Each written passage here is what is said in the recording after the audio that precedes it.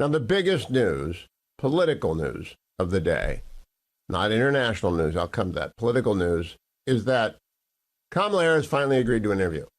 Tomorrow night, she and Tim Walz, because she can't do this on her own, are going to sit down with Dana Bash for an interview.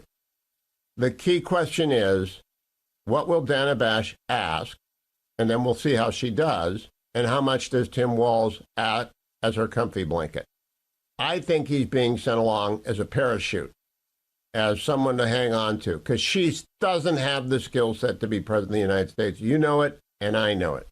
And I've got 10 questions already lined up that I think Dana ought to ask. Dana's a fine broadcast journalist. CNN is very left-wing.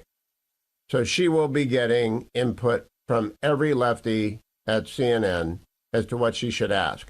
And if the CNN editorial staff had their way, she would ask 10 times about abortion. My 10 questions are pretty straightforward. Number one, President Biden named you as lead in stemming the flow of migrants across our southern border in March of 2021. How did that go? Okay, one question. Remember, it's important to ask one question at a time, not two, not three, not four.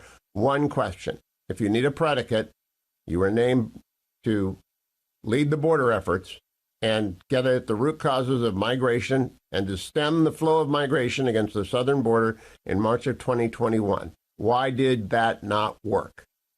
Number two, how many people have entered the country illegally, without invitation, or even if you include those who came in under the asylum program? How many have entered during your 4 years?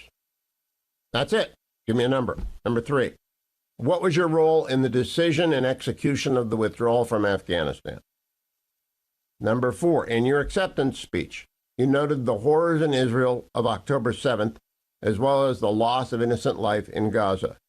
Were you equating the massacre on 10/7 with the actions of Israel in Gaza?